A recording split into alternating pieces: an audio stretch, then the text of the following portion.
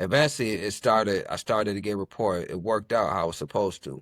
If you're living in your purpose and you believe in it, eventually it's gonna happen. But it's gonna be that period where it's gonna suck. Like every entrepreneur, everybody chasing their dreams, like some epic failure is gonna happen prior to you getting that breakthrough.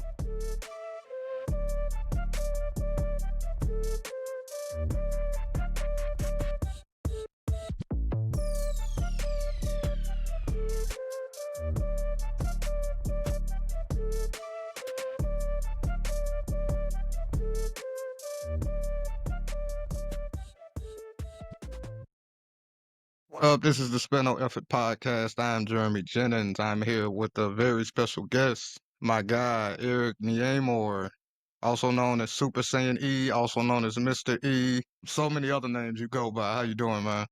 What up? I'm doing good. I'm doing good. You got all the titles, man. I feel like I'm on your talk show already. Yeah. Yeah, I've known you for a while now. It's funny. I know we wanted to we kind of was talking about waiting until we got some fresh cuts, some fresh lineups, but you kind of cheated on me. You came on with the hat. So Yeah, man, the hairline isn't crispy right yeah. now, man. I can't be on the audience and I'm not looking tight. You understand what I'm saying? No, I got you. I got you. Now, straight up, straight up. And you was at the market earlier, right?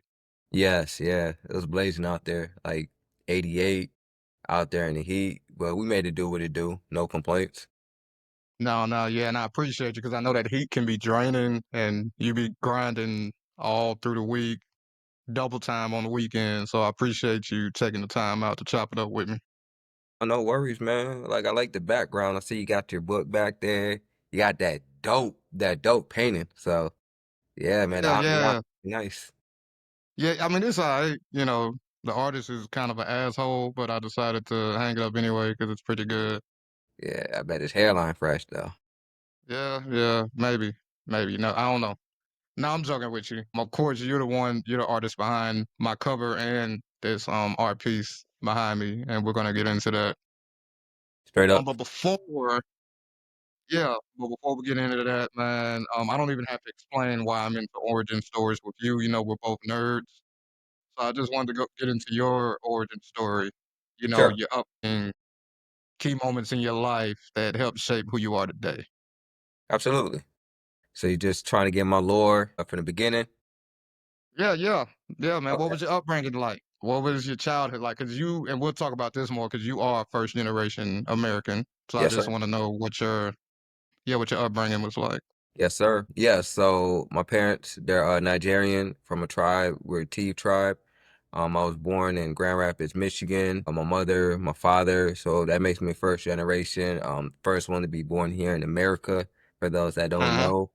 And I grew up with a huge family, not only like real family members, but like a lot of cousins, aunts and uncles, friends of the family, which I called my cousins as well. And we had like a small, big tribe in Grand Rapids. Like there's a lot of us where we could have ran it kind of like a Chinatown, a Japanese town, but we were out there. We are pretty deep. So we grew up together. A lot of us lived together and it was just a big family and we all got along. We used to have family reunion type of things every weekend. Just talked. I was real close with my cousins. They were basically like my brothers, and it was just fun. Yeah, man. And I had your cousin Tercy on the podcast last week. And I've met quite a few of your cousins that you're referencing now. If I haven't met them, I've spoke to them. And it just seems like it's a different standard for your family. Sure. I mean, you are a successful artist. You know, you have Tercy who is killing it in the healthcare tech, but also in the fitness lane, right? You Yes, got a sir. cousin that used to be in the NFL. You got a cousin that was on the Nickelodeon show Guts when we was younger, right? Yeah. Amongst many other things. So was it a high standard for your family coming to the US? Yeah, absolutely. I mean, in essence, they're betting everything on us. Our parents, like my mother, had me at a super young age, before at 19, turning 20, even before she was able to drink, she had me. So she basically invested everything in me. And same thing for my cousins. Like they came here for us to have a better life than they did. So they value education, they value us being the best version of ourselves. And I was always compared to my cousins, like Bem, who was on Guts, Turner, who killed it at football. Some of my women cousins, they were killing it. So my mom will always say, like, why aren't you like them? You need to excel. You need to get better grades. You see Turner out here failing such and such.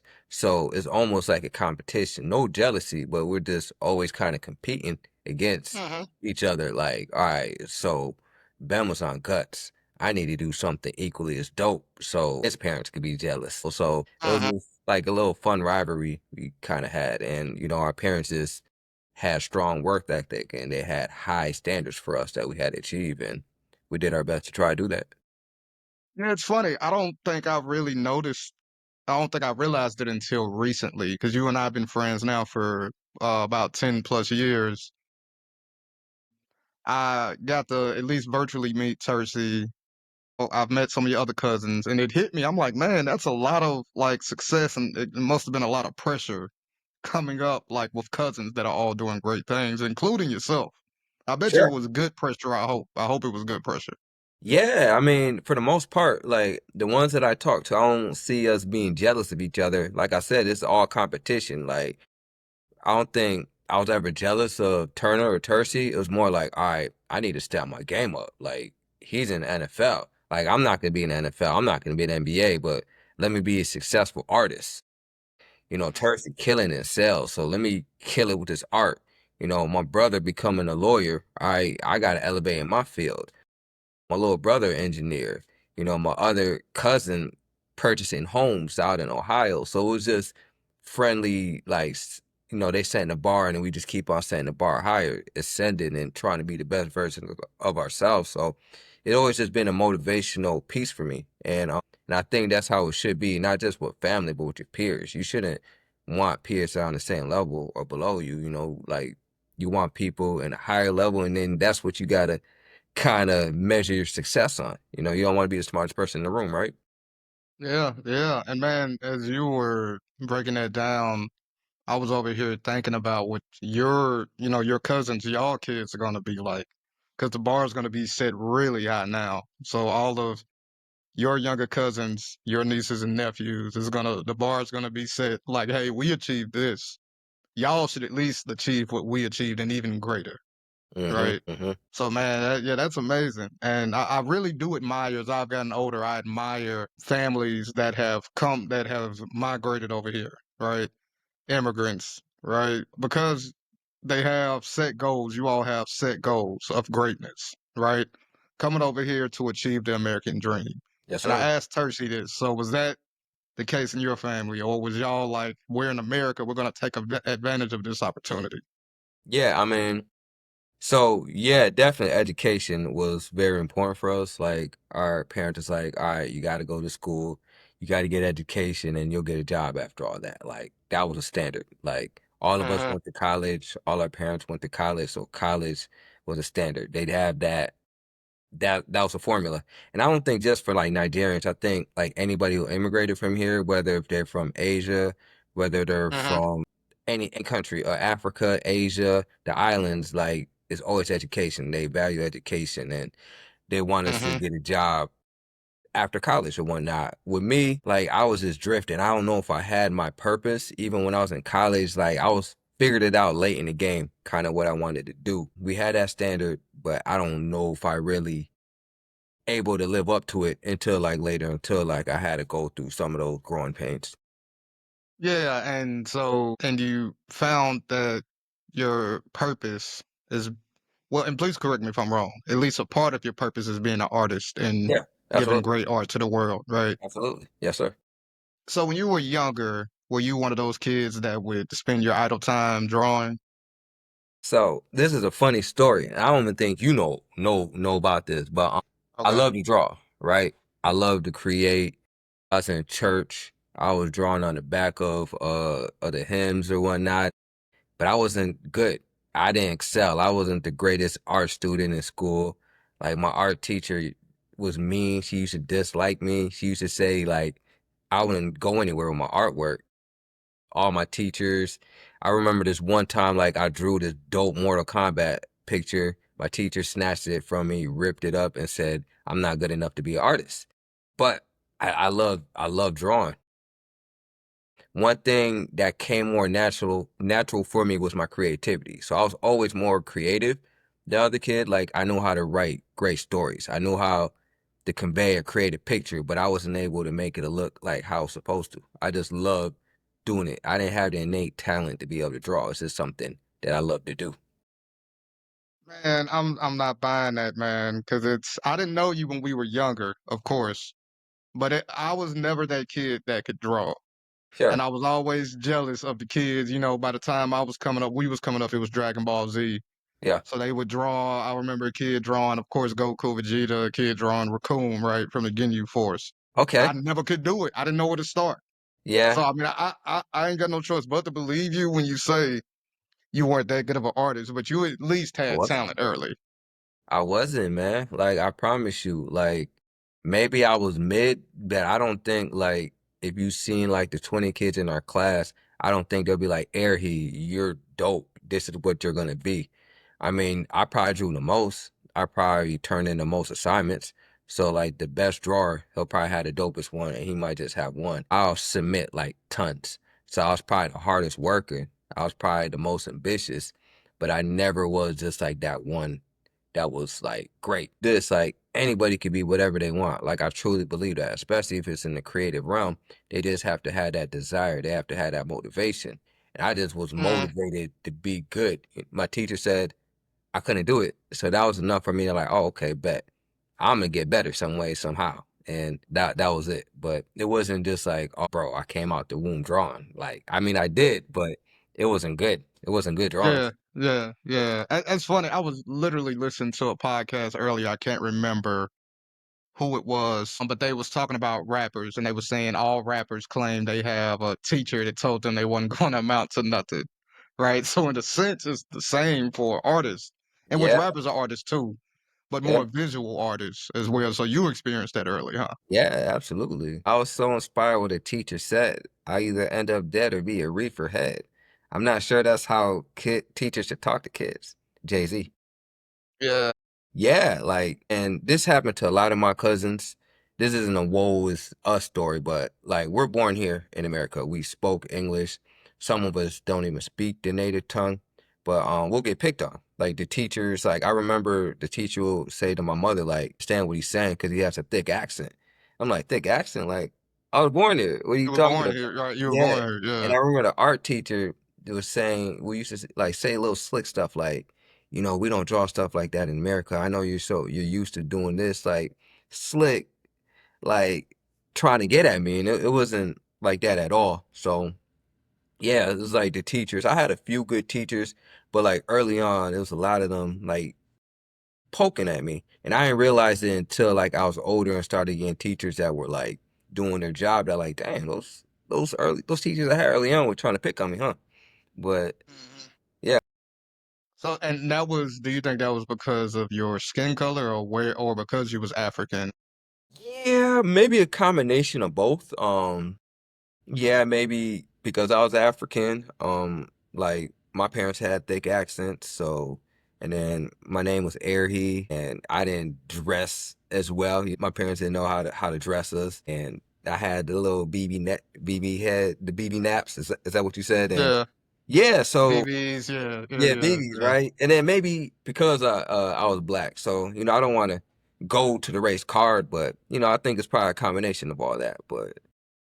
Definitely felt like Yeah. what these rappers say, like that Jay-Z line. I felt that, and but it's just motivation for me to like prove them wrong. All right, I can't do it. I'm gonna show you I can. So that's what I was gonna ask. Was it motivation from the start? Did it kind of stick with you a little bit? Yeah, Or yeah, it's definitely motivation. I can understand that. Yeah. Okay, because I'm thinking about you may have heard that from the teacher, but then you getting it from your parents. Like, no, you're great. You're gonna be great. You're gonna excel. Right. Yeah, my pops, he was a dreamer, right? So thank God I had the pops that I have. Growing up, as you may know, like I did live in the inner city early on, so a lot of my peers around they didn't have their pops, Hmm. raised single mother, whatnot, and I was blessed to have a pops, right? And what he instilled in me is that I could be whatever I want. Like he literally told me I could fly, and I thought I could. I remember jumping off the roof with a paper bag, thinking I was gonna fly, busted my shit. I'm sorry, you can't drive. No, no. That's not here, but busted my stuff, and I'm like, Pops, I thought you said I could fly. He's like, you ain't believe. And I was like, okay, like I believe. So whether I was good at it, like I always tried it and thought I could be good at it. You couldn't tell me I couldn't do anything. So Right, right. I was told I couldn't draw. I was told I wasn't the smartest. I was told I couldn't go to college. And then I try to exceed them expectations and make it happen. And, you know, I owe that a lot to my pops, like that ambition. I mean, that ambition in him. He didn't really have the work ethic, but he was a big dreamer. And I think that's where I got that from. Definitely. Okay. And it's funny, your pop said you could fly, and you are a artist, a creator, and I tapped into my creativity a little more as I got older, but always, I'm sure yourself, like I did, you have a very strong imagination, and it's probably that much stronger when you were a kid. So I'm Hmm. sure when your pop said that, you literally envisioned yourself with that bag or whatever. What'd you say? You had a paper bag, I had a plastic bag, man. I dead ass plastic thought I was gonna bag. fly, You man. legit thought you was about to fly, and if nothing else, float to the Yeah, ground. float. Right, right. I Yeah, thought the yeah, wind was yeah, gonna take me just like those cartoons. Like I was intense. I didn't think I was gonna fall down. I wasn't too high though, but I was pretty high where I scraped my knee and everything. And I dead yeah, ass went to him like, Pops, I ain't fly. And he like no emotions like because I didn't believe it. I was like, okay. yeah. I don't know how it would have turned out if how I would have turned out if somebody would have told me that, because I was already like, my imagination was so strong. I would try to do stuff like that anyway. You know Yeah, what I mean? Swinging on tree branches, thinking I'm yeah. Tarzan or whatever.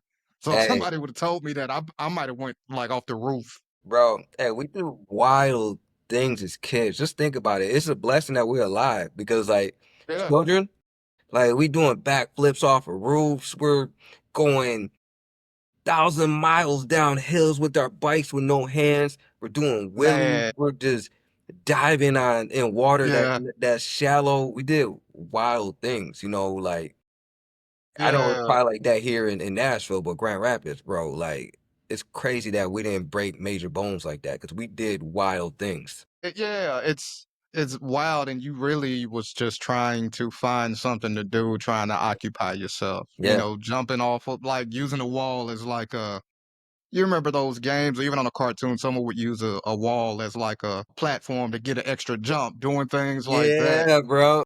My God. And not to mention sports and playing Man, football in the street and on the concrete and all of bro. that stuff, man. Yeah, Yeah, we did a lot of wild things, and we were just trying to have fun. And that's it. Hey, shout there was out to like no our internet. parents. No internet, Yeah. no cable, a lot of like I don't know about you, but we didn't have cable. So no cable. We had like three channels. And Right, like right. we missed our show. They weren't showing anything in the black. Like literally the screen would be like nothing. So we had to go Mhm. outside, and play. Yeah, yeah, yeah. Play tackle football. We had to play basketball. I drew a lot of Hmm. comics for my Yeah. peers, but yeah, we had to figure it out. And I'm pretty sure your generation as well, right? No, yeah, yeah. It was very interesting, some of the things we would do to have fun. And I think about it now, like I give props to our parents, like my mother, all of the adults in my life, because I don't know if I could do it. Like just to release your child, like go run and play outside, it would give me so No. much anxiety. Yeah, I'm getting anxious just thinking about that right now, bro. Well, and then once we got a little bit more up in age and became teenagers, right? And Mm, I'm thinking about some of the things I did. I was all the way on the other part of town in some other hood doing something I yeah, shouldn't have been doing. man. You know what I mean? And Yeah, and it's scary. It's very yes, scary. yes. Yeah. But you graduated high school, you went to college, Hmm. right? Please correct me if I'm wrong. Was it a graphic design degree? Yeah, yeah. I got my degree in graphic design and marketing. Okay, okay. And was that like just the closest thing to what you wanted to do at that point, or Yeah, I think that's what it is. Like again, I was just flowing through everything, just going through the actions and whatnot. College was probably mainly me partying, getting on women, making friends. The thing that I probably got the most from college was like my peers. Like a lot of the peers that I Mhm, met in college, I'm still friends with them now. Shout out to Chris, shout out to Talia. They're mhm, amongst like some of my best friends, and yeah, we just stay connected. But I didn't take advantage of college how I should have, where I mhm, got a degree for a high earning job. I should have took advantage of that library, the computer mhm, lab, access to all these amenities. I'm getting drunk. I'm going to parties. I'm mhm, trying to get girls every weekend. I had a great college of life. course. I learned a little bit. I got a degree, but once college was over, I'm like, now what? I didn't go in there with the plan. All I did was get a degree. And when you go to college, Yeah, you got to do a lot more. You got to network while you're in there. You got to start setting the seeds there. Like partying and all that. That's cool, but you also got to set seeds. And I failed to do that. And it's also like parents go to college, get a degree, right? They don't know. They don't know no better either. They just know that's what the American dream is going to college, getting a degree, getting a dream, getting a job, and then getting married. But there's some steps in between that. You got to get the right degree. You got to get the right internship and all that.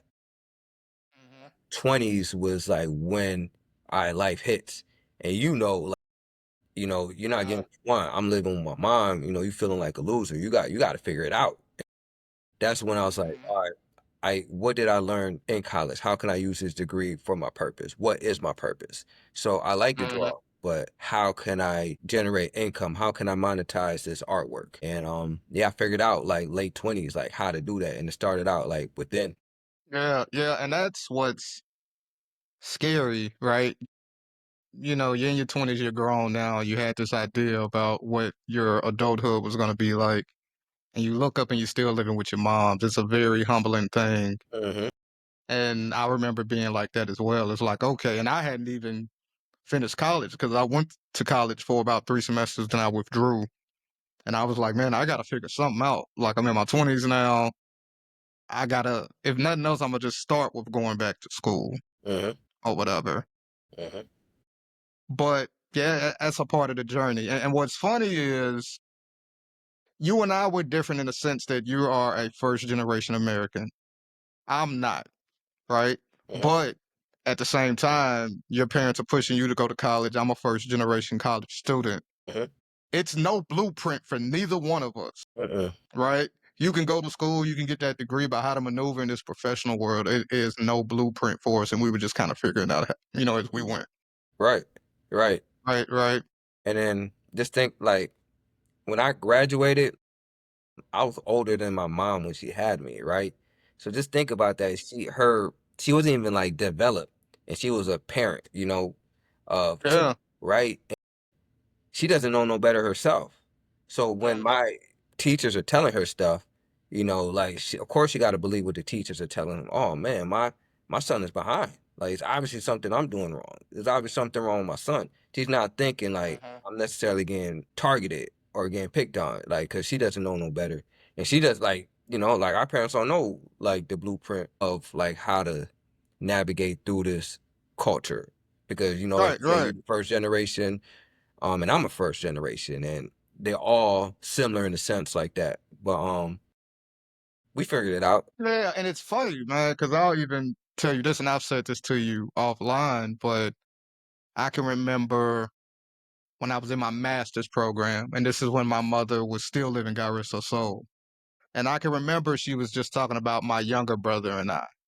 She was just talking about how, like, your younger brother went straight to college. He graduated, took a break, got right back into another program. You another one. You went back to school, you got your degree, then you went back to get another one. And she was like, with your younger brother, I knew he was going to be the one to go to college and all of that. With you, I was just wanting you to graduate, right? And I remember hearing that, and I was like, Mom, you should have wanted more from me as your child, right? But then I had to stop. I didn't even say it because right after I had that thought, I thought about how she didn't graduate high school, Hmm. right? So her sister, my aunt, she had kids at a very young age. So she was 13, 15, and 17. And it was her younger sister, right? Hmm. So her and my other aunt had to help raise my older cousins. So, instead of them finishing high school, they had to drop out, which they allowed you to drop out very early back then. I think she was like in eighth or ninth grade, Uh, and she started working, her and my aunt. So I had to stop and think, like, okay, for her, me graduating high school was a big accomplishment for her. You know what I mean? And I definitely had to stop and give my mother grace in that moment because graduating high school was big for her, uh-huh. right? And that's why now, now I've mentioned to you before, I don't plan on having kids of my own, but even for my other relatives in my family, my nieces, my nephew, my younger cousins, I want them to be able to see, like, hey, you have a family member, multiple at this point, my younger brother and my aunt, that have graduated from college. There's no reason why you can't do it either. Right, right. But man, so we talked about being in our 20s and trying to figure it out. But at some point, you realized that you wanted to take art more seriously, right? Yes, sir. Right. So do you remember that exact moment when it hit you like, man, I think I want to do art? I do. I think I want to pursue this. I do. I do. Before I get into that, like I want to give a shout out to Turner. Right. That's Tercy's older brother, right? Mm-hmm. We had that Mm-hmm. relationship. You watched Atlanta. I was Ern and he was Alfred, Paperboy. Like that Yeah, was yeah, us, yeah. right? I was his nerdy, dorky cousin, and he was that popular football player. And All right. I was able to skate a lot through life because I was cousins with him. And we get into clubs, like he'll put girls on me. Like I was kind of skating through some things, and I didn't figure out things that I had to as a man because I was kind of on his coattails. He got in the NFL. I got into some parties and Mm-hmm. whatnot. So he went to the league. He was out San Diego, whatnot. I had to figure this out. Like, man, bro, can't be with my mom's. I started reading Tony Robbins, read a book of him, Robert Greene. And it's all about like it starts with within. You can't feel sorry for yourself. Nobody's gonna save you. You got to stand on your own too. And it's all about figuring Mm-hmm. out your purpose. And how do you know what your purpose is? Is you got to think what you did as a kid. What you did like when you was like 8. Before you were influenced by your peers, before you're influenced by your parents. What did you naturally love to do? For me, it was drawing. Even though I wasn't good, I loved doing it. Like I love creating comics for my cousins, for my brother, for entertainment. I was good at creating like little games and just creating stories. So I was like, all right, art's what I have to do. But because I wasn't as talented, I had to put in, I had to work 24/7, literally. Like I had to catch up to the artists that were already in this field and doing well. The Mm-hmm. rest of my 20s was all just me drawing, right? My friends, Mm-hmm. they're at the club, bro. You trying to go? Like, nah, I'm busy. Bro, what you busy? You working? Like, no, man, I got to get my skills up. After reading that Tony Robbins, like I knew like it was up to me to be able to like get out this hole that I was in.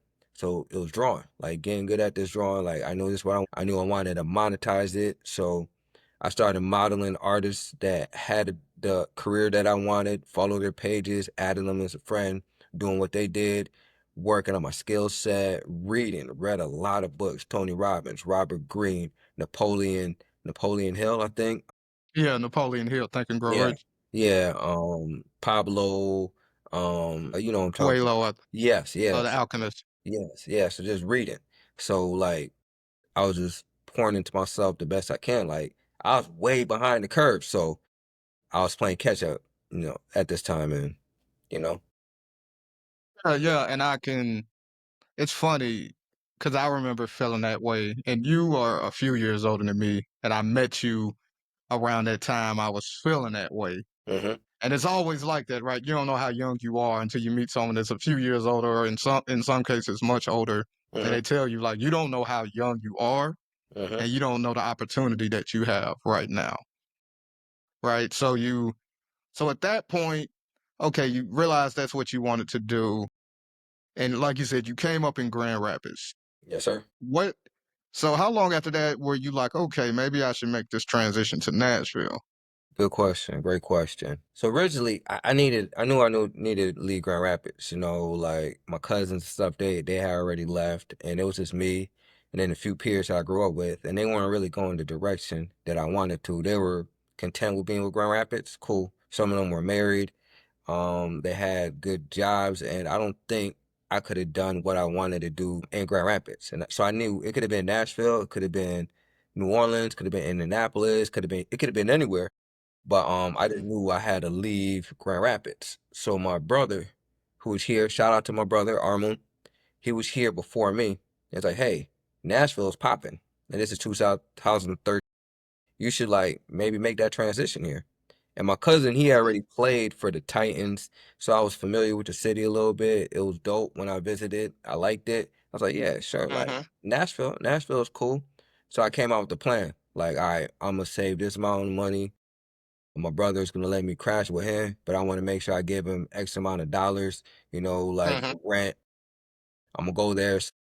My plan was to get there. So bam, that happened. Got here 2014. I was like, I'm here. What now? So I just made sure I surrounded myself with dope people. People like yourself. People like I surrounded myself with a lot of dope people. I worked at the YMCA, I worked at Metro, and I was just making sure like I had a good job. But in the midst of having a good job, I was still doing art, working on my skill set and trying to figure out ways that I can monetize, whether it was like art shows. I remember I did that raw art show, dope experience.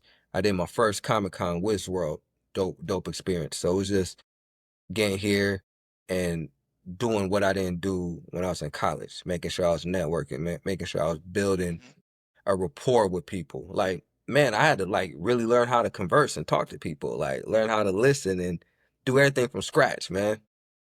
Yeah, if you don't mind, I will say this, and if you don't like it, I'll take it out, right? Yeah. But I can remember fairly the beginning, Mhm. right? Yeah. Because right after we met, you was like, "Oh yeah, I'm doing this event," you know what I mean, art crawl or whatever. Mhm. You should pull up, and I'm like, "All right, yeah, that'd be dope." 'Cause, at this point, I'm kind of shifting in my life. I don't got back in school. I'm trying to surround myself with different type of people. And I remember I went, but I can remember when, for you to like calm down, you used to have a little drink or Yeah. two, Yeah. to be able to converse with people. Yeah, man. Yeah.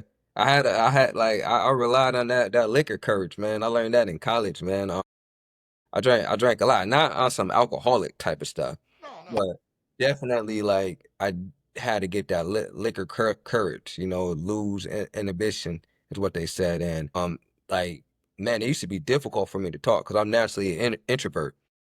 So Uh-huh. in order like to get out of my comfort zone, I'll have to drink or whatnot. And one thing I'll tell people is like your gifts, your purpose is outside of your comfort zone, way outside your comfort zone. You gotta be uncomfortable in order for you to be comfortable, if that makes sense. Yeah. Once you're able to break through and then just not give a fuck, that's when like things start falling in place. And Uh-huh. it happened slowly and surely. Like I'm able to do it without liquor. But yeah, I did definitely need it in the beginning, man, because I just used to feel like all that anxiety, all them people around, and then they asking all these questions, and I'm not properly answering them. Thank God, Mhm. like I had a little bit of talent, but you know, Yeah. it was difficult in the beginning. Yeah, I definitely agree with you. We talk about this a lot. You got to get comfortable with being uncomfortable. You got to put yourself in a lot of uncomfortable situations. I'm sure a lot of people that I was either in high school with, especially in my college program, would be shocked that I have a podcast. Because when I was in those programs, when I was in high school, maybe I'll talk a little more, but in college, I felt inadequate. So I was very quiet. I was too afraid of speaking up because I was afraid of saying something dumb or didn't make sense, right? And then slowly you start to build that confidence and you truly get comfortable with being yourself. Yes, And sir. then you get to that point to where, like, all right, I'm gonna just be myself. If people don't like me, screw it, right? And we are our biggest critics, so we're hanging on to every little mispronunciation of a word, right? Yes, sir. We're hanging on to every like when we slip up and stutter a little bit, right? Yes, sir. And then I remember myself, I just started paying attention to people and I was like, okay, this person messed up right here. Nobody caught it, right? This Yeah. person may have used this word improperly. Nobody cared. So I was like, okay, let me chill out. We're human. We're going to make mistakes, right? And that's when I started to get more comfortable. Really, when I just started to be myself more and was Yeah. comfortable in my own skin, right? Yeah. It's funny. And I wonder if you remember this. And I'm gonna ask you this. I can remember attending one of your events, and you mentioned reading Robert Greene, right? So, And I okay. believe it was like you started reading The Laws of Human Nature, and you put me up on it. Yes, sir. I can remember, you telling me about the book or whatever, and you said how much knowledge, how many gems it had in it, right? I can remember being at one of your events and you was utilizing one of the laws or something that you had picked up from the book. And I remember you was sitting back, like just kind of watching like an evil genius. You had a little smirk on your face. You maybe don't remember this, right? No, I am curious. It wasn't nothing bad. yeah, no, but It was what was the situation that I utilized it? You remember the so how you situation? utilized it, you kind of was in the shadows, Okay. right? You was kind of hanging back and allowing people to just look at your artwork or whatever. You kind of wasn't in front of your booth. Okay. Yeah, And I yeah. remember you was kind of sitting back observing.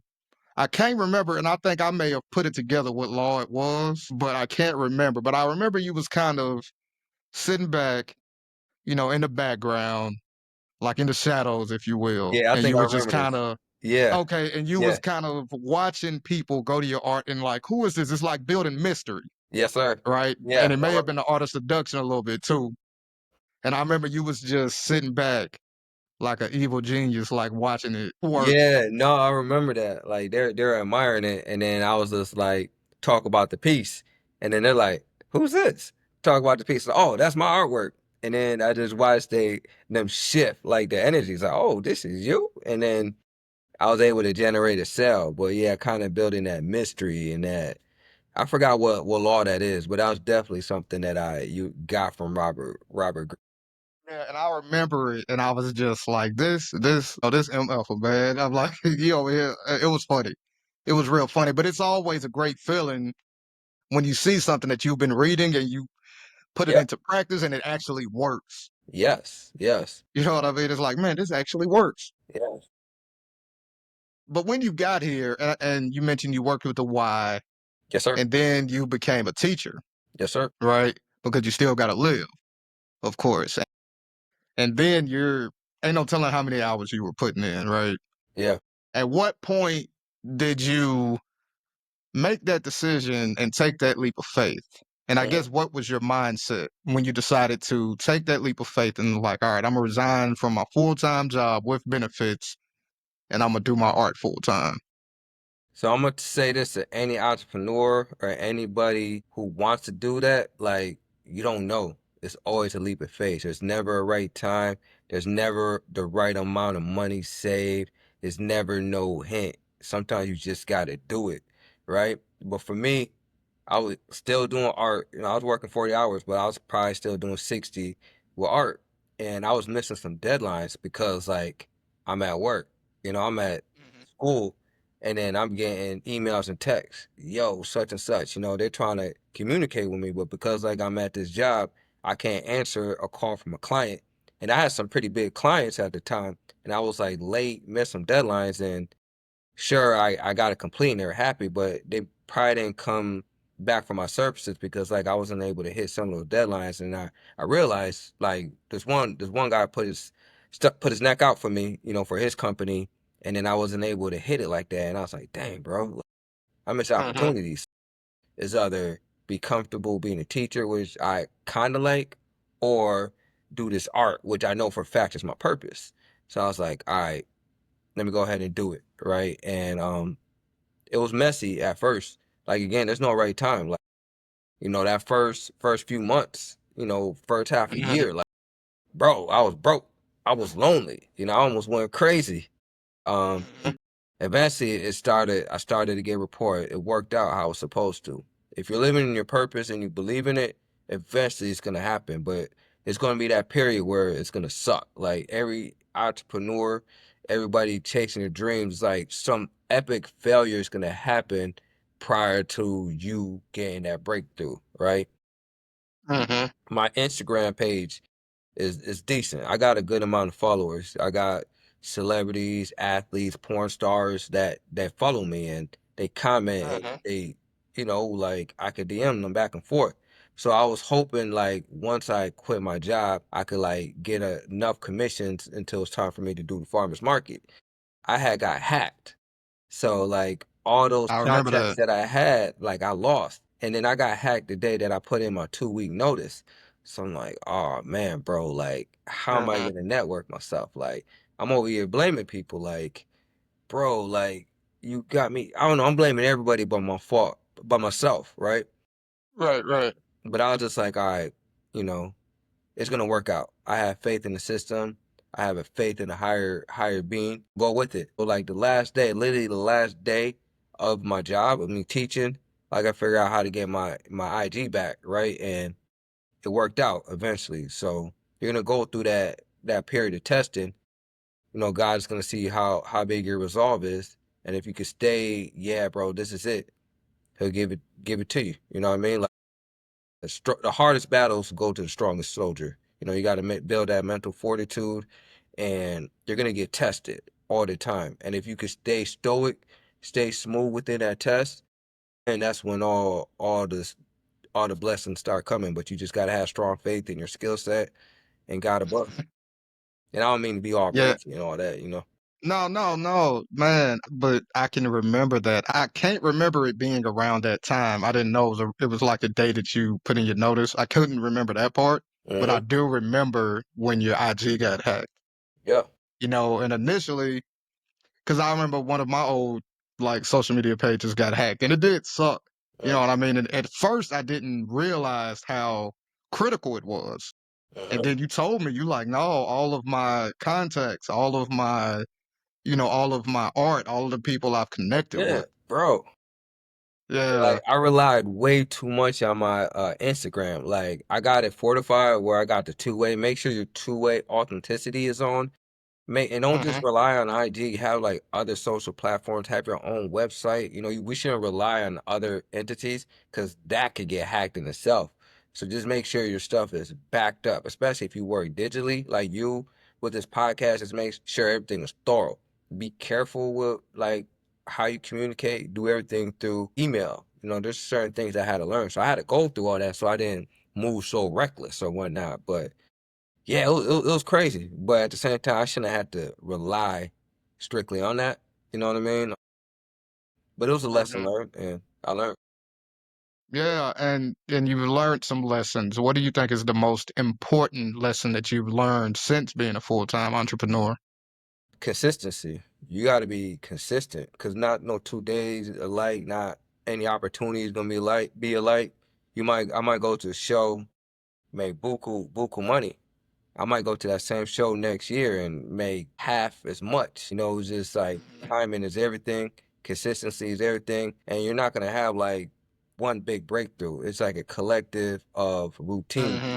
You know, you got to stay Hmm. consistent. You got to build these healthy habits. What's that book that we read? Creating healthy Atomic habits. habits. Yes, and then once that big opportunity comes, then you'll have the reps, you'll have the practice in to be able to hit the deadlines. So I had opportunity with the Predators to create their recreate their logo for Black Music History Month. Right? You mean this one? You mean this one? Yeah, that joint, that Yeah, joint. I wore it on purpose. Yeah. Yeah, that's hilarious, bro. But I was able to hit all those deadlines from like the previous big clients I worked before, and also knowing that I didn't hit those deadlines, right? So I only almost manifested and knew that like, all right, if I get this opportunity, this is how I want the design to look. But I'm have like other options for them just in case they don't like the original design. They had liked the original design with a couple tweaks and they're cool. Make sure I hit all those deadlines. Make sure I read the email thorough. So I hit everything that they asked for, had follow-up questions, and I was prepared. But it wasn't just with that opportunity. That's from a lot of clients that I've been with before. Just trial and error, making sure I was able to hit deadlines and be able to answer emails, and I had the reps in. So when the opportunity came, I Huh. was able to deliver. No, for sure, man. Consistency is very important, Yes, and sir. I'm very gracious to have you on here as well as I had your cousin on here last week, and thank you for connecting us. Shout out to Turkey. And what you call him? Turkey, inside joke. Turkey. Yeah. Yeah, inside joke. Yeah, ain't no telling with y'all. Well, really, you ain't no telling with you, man. But no, seriously. And sometime, now I've been doing this consistently for a few months now, and I used to do it before some years back before, situations happened with some of the people I was doing a podcast with and everything. But like you said, had to keep doing those reps, Uh, right? Have to keep if I and I think I had, so far, I think I had maybe 28 videos uploaded, that I've done before doing your cousin's interview and your interview, right? yeah. So it's consistently doing those reps. And, if I wasn't doing it in the first place, regardless if I was getting one view or 1,000 views, you know what I mean? I wouldn't have a platform for y'all to come on, right? So it's doing those reps and it's studying. You also mentioned earlier studying people that you aspire to be like, Hmm. right? Looking at their routines, looking at how they are, for me, looking at how they are setting up their page, looking at how they're doing their intro, looking at how they're doing their background, right? For you, it's other habits that they have. Hmm. You know what I mean? You got to put the work in. And like you said, wow, and I still work a full time job, right? And with me doing this and other things like writing, it's you're putting in that much more work. And it's like I may finish something with work because I still got to be dedicated to my job and do the best I can within those hours. Right after that, I may take a little brain break, maybe exercising, walking or whatever, but then it's like right back to doing work. Today we're recording on a Saturday. That's traditionally an off day for me. Yeah, man. It's one of your most busiest days. But for me, it's an off day, Yeah. right? So you got to put in that extra work if you want to go after your dream. Yes, sir. Right, right. So what is your and once again you mentioned the predators, Yes, sir. right? That's you have a book out. I can draw, Yes, sir. right? It's so many other projects that you've done I can't keep track of, right? Hmm. So what would you say is your proudest career accomplishment thus far? Yeah, the Predators was definitely dope.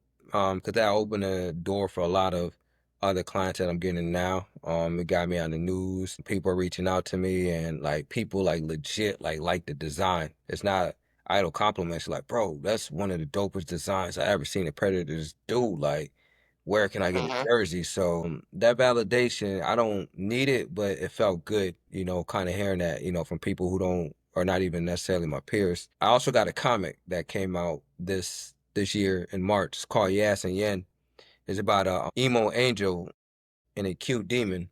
They become best friends in a place called Purgatory. It's kind of like a teen adventure. I teach as well. I work with young people part time with the Oasis, and I do workshop for a lot of high school youth. And I work with a lot of girls, a lot of teen girls. They're probably a majority of the young people I serve. And you see the teens, like especially like the nerdy ones. They got a style, the way they dress, the way they talk. It's intriguing, and I wanted to create something for them because like I know they'll gravitate towards it, and it's just like I wanted to create characters that kids will cosplay as, and I was trying to be creative with making the angel more of the dark character and the demon more of cute. And I'm mm, liking like how the story came up, like from writing it to illustrating it to self-publishing it, which you helped a lot for. Granted, I know I self-published a kid's book, but like the comic, that's a mhm, whole different monster. So I'm proud of that. I like how it's looking. I like the feedback that I'm receiving from it. So that's cool. I'm excited to see what's growing from that. I was able to mhm, I'm still able to teach. So I'm able to do projects and freelance projects. But I'm still mhm, with working with Oasis. I'm only with them like 15, 20 hours. So I still get young people, but I still had the freedom to do my own thing and they never get in the way. I'm able to work with you guys. I'm able to work with the YMCA. Able to work with metro schools and it's all through my company. I can draw. mhm, Yeah, everything that I do, my drawings, me teaching workshop, is to make people happy, whether inspire them, make them laugh, make them think back nostalgia, make them enjoy like the hip hop ruggedness. Like I do everything for people, right? In a sense where like I want to make people happy and inspired. And even drawing, like when I first started drawing, I was drawing for my cousins, for my brother, because we didn't have entertainment. So my drawing was entertainment. And that mhm. was my purpose, was just was inspiring people, right? The books I Right, read, right. everything I do, like I want people to be the best version of themselves, including myself. So that's why I love doing these workshops. That's why I like doing art because it generates a specific type of emotion. Like I love Mhm. seeing people enjoy my art, right? I'm not one of those artists that do it for themselves. Like there's components of it where like it's therapeutic, but like the main part is just get people hype, get people laughing, get people like, bro, I can be what I want to be. My book, I Can Draw, is inspire young artists to keep on drawing. No matter where they are, keep on Mhm. drawing. Yes, and yeah, Yeah. is like a hero's journey of young girls discovering themselves.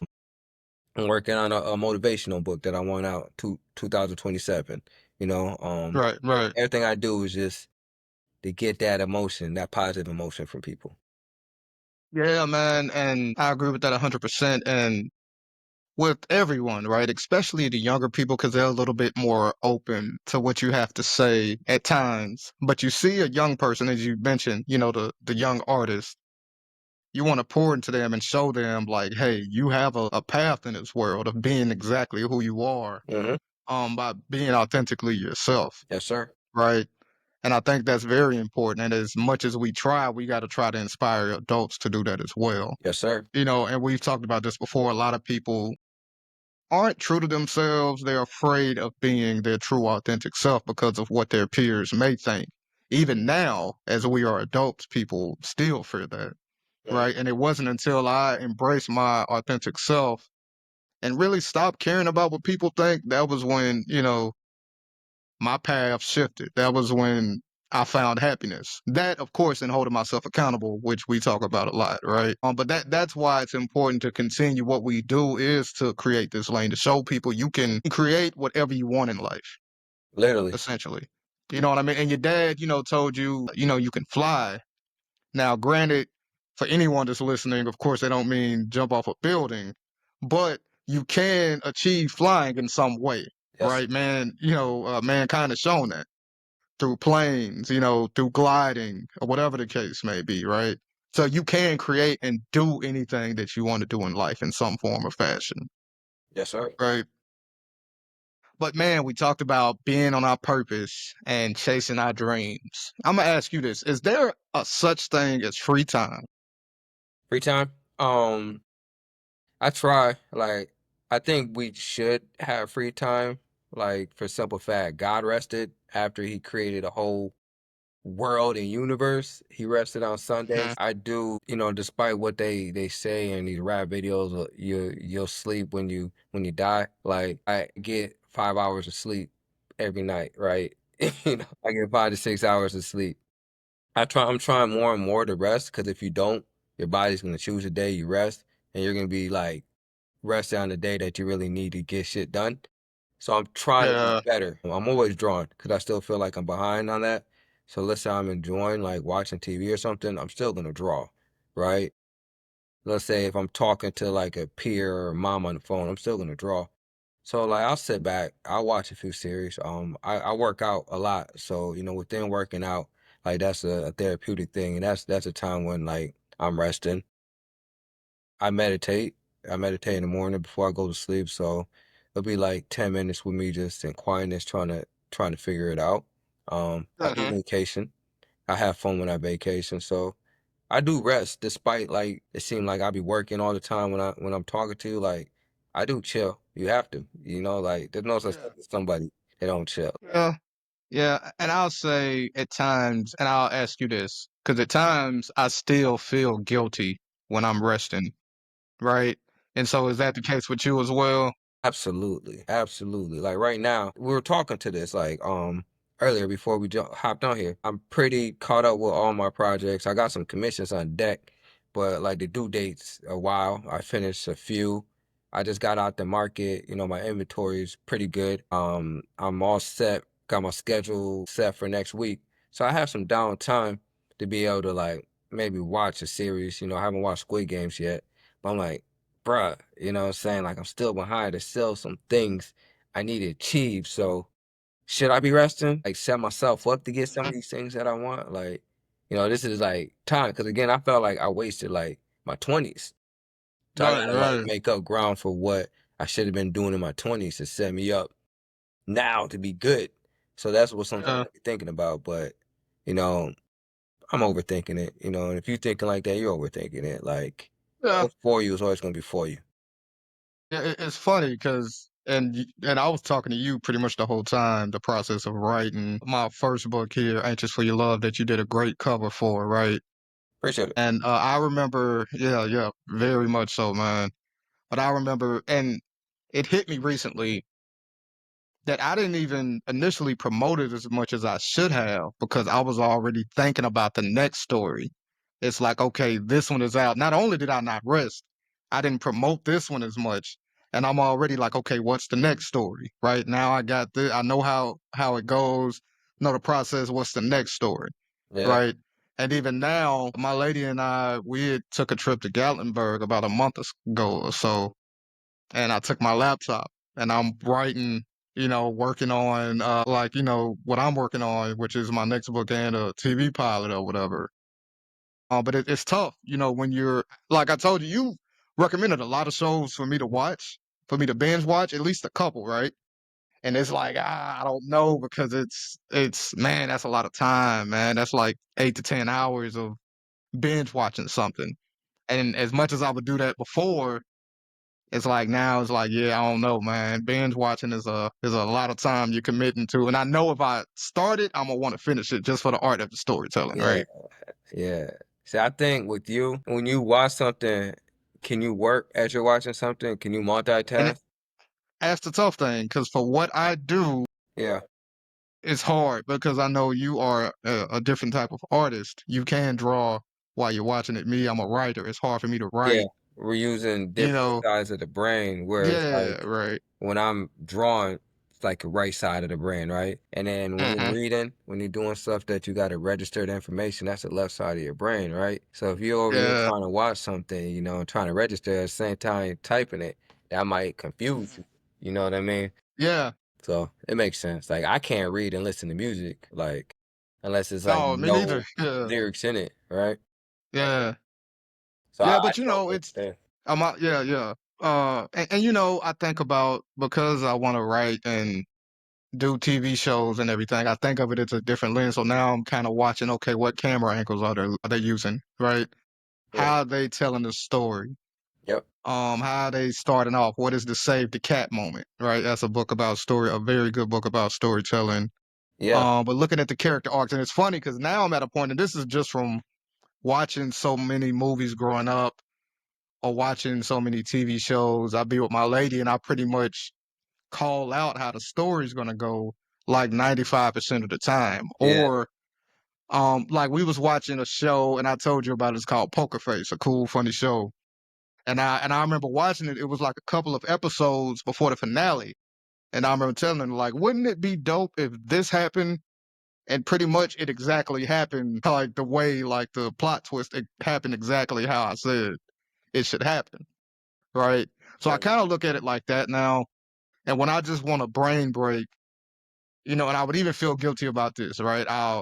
One of my brain breaks is, playing a video game. So I'm playing NBA 2K just for the love of basketball still. I don't physically play, so I like to play on the game system. But what I'm doing while I'm playing that is I'm listening to a podcast, right? So I didn't notice that I was also picking up the art of, interviewing someone or the art of doing a podcast, Yep. right? So I kind of look at it like that too. But binge watching is going to be a little difficult, right? Yeah. Okay, so something else we didn't mention, like while we're on this journey of chasing your dreams and being on your purpose, is relationships. Okay. And this is all kinds of relationships. So the first one is one of the most important things you got to do is surround yourself with people that are on the same trajectory as you, Mhm. right? Mhm. So were those tough conversations that you had to have, or was it just kind of like it slowly started to fizzle out? And I'm meaning, certain people you may have been once close to, Mhm. right? Friends or family members, and you're not on the same trajectory, and eventually, you may be. I'm sorry, I don't want to say slowing me down, but it's gonna slow me down, right? And you and I, we've been friends for 10 plus years now, but we became friends after we were already adults. So we both got childhood friends or whatever. Yeah. So what was kind of pulling back from those relationships? Did you have to have that crucial conversation? Was it anybody that got in their feelings and was like, like you trying to move on without me? I don't know. You know what I mean? Yeah, I didn't really like when I lived in Grand Rapids. I had survivor's remorse, where I had like Mhm. peers that were not really trying to do what I want to do. They were like real content, and I knew that like this wasn't it for me, right? So once I moved here, like I was intentional of who I had surrounded with me, whether it's a friend or who I dated. They had to be moving up, right? So I like Mhm. and it didn't necessarily have to be there, but I had to be like, I see what they're doing. Like when I met you, we're at the Y, and we know like the scale of difference of somebody that works hard versus someone who doesn't at the Y, right? Mhm. We see those staff all the time. And then I seen like you and Joe, and I was like, oh man, these dudes out here taking initiative. It's not just me, right? So I just made a Mhm. point like, yeah, you cool, y'all cool. What's going on? What's popping here in Nashville? I'm not from here, Mhm. and then we just you guys helped me out, told me what to do. And then a lot of the friendships, a lot of the networks, I always try to make it like they're going up, or they trying to go up, or they have big ambition, or they're in a level way ahead of me, and I'm trying to figure out how I can get to that level. And even if somebody's just coming out, they still could add value for me, and I can add value to them because it's still looking up. I found a point to get people that can mentor me, but I also try to mentor people like young people or people who are trying to get Mhm. it as well. Like I never try to hoard information, but I'm Right. real Right. intentional of like who's with me, family or friends. Like there's some family that like I don't talk to as much because they're not really moving. With authenticity, right? There's some friends like we just had that text, that telephone friendship, but like I value my time. Again, I started this late, so I don't have a lot of time to give something that doesn't benefit me, selfishly, Yeah. or it doesn't add Yeah. to my purpose, right? Because like Mhm. I'm trying to inspire the next generation. Like I don't think I'm gonna save the world, but I want to inspire somebody that will, right? So Mhm. I don't have a lot of time to do that, and I want people who move on that same tip, that have grandiose dreams that don't seem realistic. That's my circle. Right. And it's funny because you mentioned, and I know you've met some more friends since you've been here, but initially you named two people, Hmm. like me and Joe. Shout out to Joe, cool guy from Memphis, a Q, doing great work in Yes, sir. Nashville. But it's not many of us, at least starting out, right? Because Right. you either have people that settle down early, get married and have kids and everything, and there's nothing wrong with that at all. At all. Got your friends that are really just complacent and continue to make excuses for themselves and not hold themselves accountable. So it's very few of us. That's why it's important for us to kind of become friends and motivate each other. Because it's been plenty of times when I've been, not motivated, and you've gave me some motivation, and hopefully vice versa, Yes, sir. right? And that's very important, but it's tough decisions, it's tough choices that you gotta make. Because I don't speak to some of my family as much anymore, and as much as I try, whenever we get together, I try to, tell them what I'm doing and, hopefully inspire them, and if not my relatives that are close to my age, at least their kids, Hmm. right? But it's very tough decisions that you have to make, and that's an underrated aspect of chasing your dreams and being on your purpose, is finding people that are, on that same trajectory as you. And do you get that anxiety when you talk to somebody who's in the exact same spot that they were 10 years ago, and then you trying to It's explain it to them, and then they're just not listening. They're just negative and shooting. It gives you that anxiety headache, and I know it's harder for you to escape it because they're probably in your proximity, but I had to get that buffer zone, like I don't want to hear this, like and it's the thing is we will be the first to admit that we don't have all the answers, but at least listen to us. Let us tell you what we've learned along the way. yes, sir. You know what I mean? And yeah, not trying to be arrogant or anything, but your way haven't hasn't worked. And I'm not gonna be the person to forget where I came from or forget any of my childhood friends or definitely not my family. Right? I'm going to try to give you as much information that I can based off of my experience, right? Yes, sir. But it's still very hard. And some people, are so talented. And you mentioned, you're not the most talented person. I don't think I'm the most talented person, but we're putting in the work, and we both know people that are more talented than us. They just don't want to put in the work, Yes, or sir. they want to make excuses for themselves, or they think it's too late. They think it's too late for them, right? And it's very unfortunate, but that is a very underrated part of being on this journey. You got to find like-minded people. It's very tough. But man, another part of the relationships, of course, are those intimate relationships, right? And I'll speak for myself. I've had my share of failed relationships. I've been, what I believe is a healthy relationship now for, almost 3 years, right? But that's something else that I had to learn.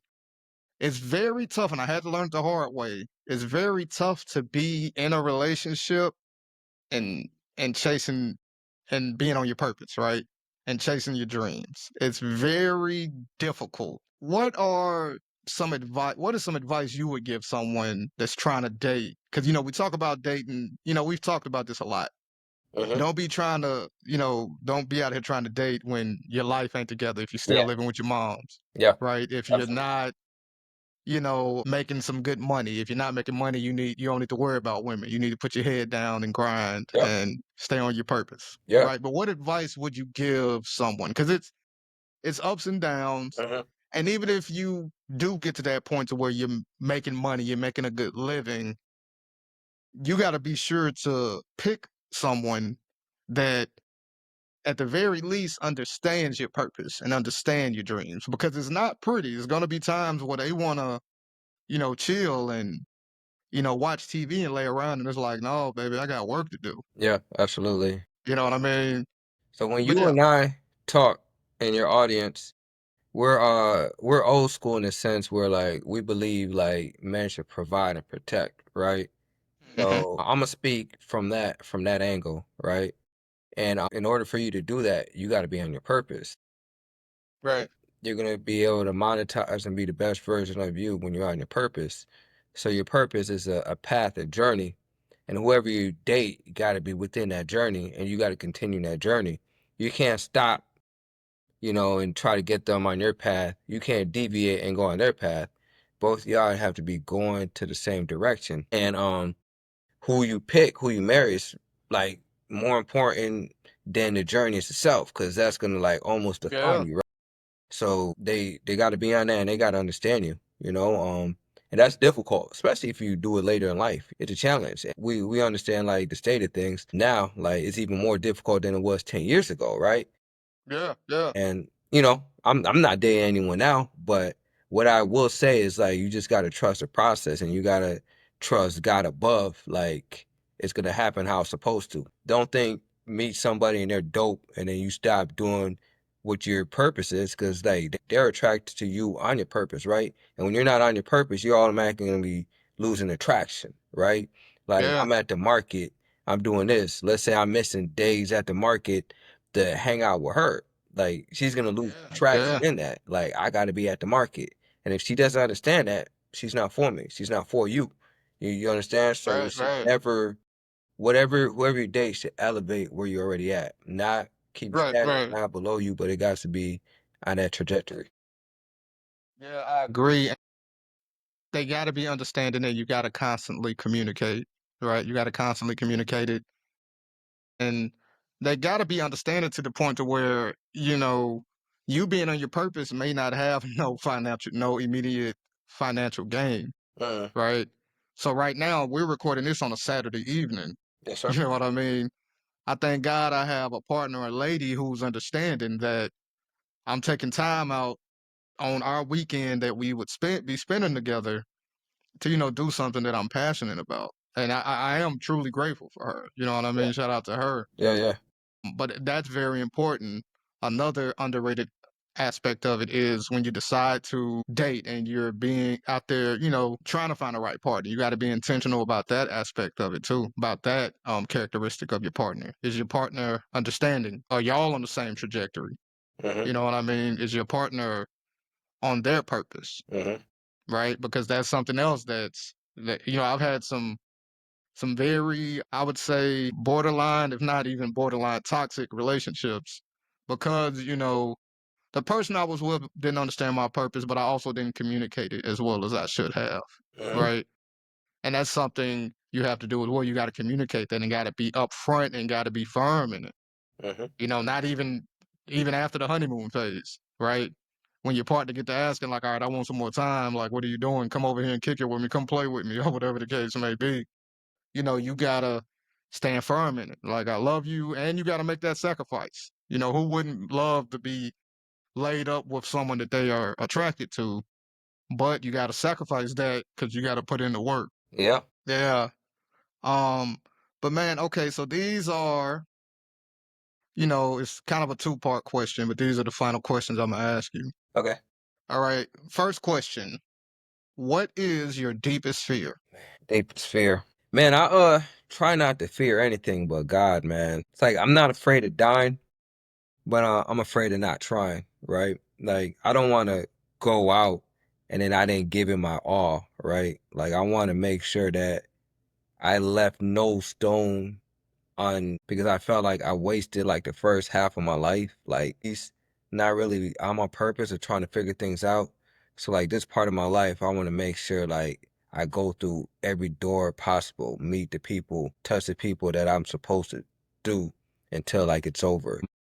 Gave up her whole life for me to be the best version of me. So I want to do that or at least try, right?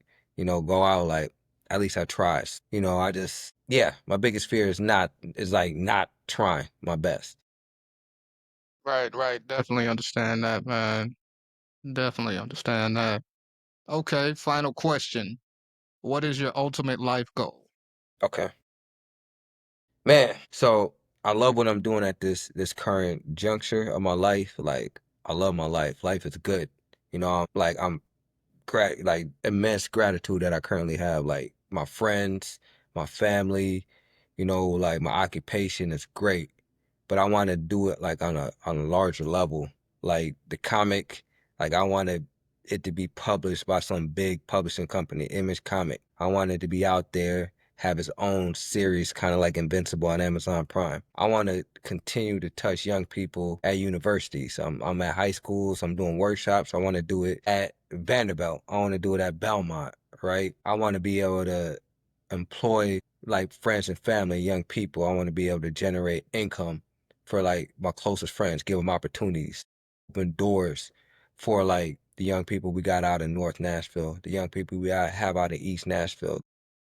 Open doors for these people, open doors for my family, just be a bigger version of what I am now. You know what I'm saying? My life goal is just to be better than I was last year. 10 years from now, I want to be Okay, better, right?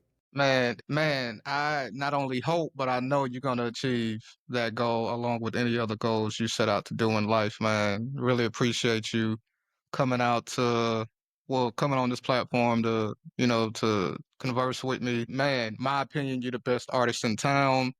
You are literally, for the people that don't know, you are literally the artist behind every piece of artwork you all see in both of our frames, right? From my shirt to the illustration of my book to your art piece behind me to all of your art pieces, in your background. Man, truly appreciate you, brother. No, man, I appreciate you having me, man. And like, I'm proud of you. Like, I like what you're doing with this platform. Like we seen each other in dark times, bro, and then just seeing you elevated. When you see your peers in a dark time, it's like they're gonna come up from it, right? And then it's happened for both of us. Like when I like quit my job, you were like, man, you'll be good. You feel me? When we got Yeah, ghosted from women, I'm like, man, bro, it's her yeah, loss. yeah, So like we yeah. literally was shooting in the gym. So, I appreciate this, Hmm. Germ, you having me. I'm tired, so hopefully everything turned out okay, man. Oh, But I mean, when I get it, I want you to get it. You feel me? Like hmm. I'm trying to, get it for my people, and we're just trying to like change the world. Like we got to be the change that we want to be. For those little black boys, for those little black girls. All the boys and girls, right? But like, Yeah. especially us. Like we're not, sometimes we're seen as a monolith, right? And then we're trying to show that Mhm. you could be more than an athlete, you could be more than a rapper, you could be more than an actor, you could have a podcast, you could be an artist. And then we're just trying to show that through ourselves. So the next generation, they'll get it. You know what I'm saying? So sorry if that went too long, but No, yeah, no, you good, man. No, I appreciate it. And I just wanted to add to you saying, us being in dark times, it's funny. And I don't know if it's the same with you, but it's been some times when I'm in my dark times, and you would be so confident in me bouncing back from my dark time. And there was a few of them where I was like, I don't know about this one. I don't know if I'm gonna bounce back from this one, right? But that's why it's important to have friends that are on the same trajectory as you to be able to motivate you during those dark times, so you won't quit, right? yeah, man, gotta hold each other accountable, man. Man, shout out to Miss Jennings. You know what I'm saying? Shout out to our family. Shout out to our cousins. Right, right. You know what I'm saying? Yeah, We wouldn't be here without them. But yeah, man, you just sure, need for a sure. tight circle. And once you have that, like, the sky's the limit, man. You understand what I'm saying? No, for sure. And before we go, I want you to just plug, man, where they can find your artwork, all of your social media pages, everything, man. Yeah, man. I'm at the farmers market Friday through Sunday over on Rosa Parks, downtown farmers market. That's home. It's a vibe. So come through, check out my artwork. Follow me on Instagram, super underscore saying E, some Dragon Ball Z shit. You can get on my website, Mm-hmm. Erihii Nyamor. I do a lot of workshops for youth centers.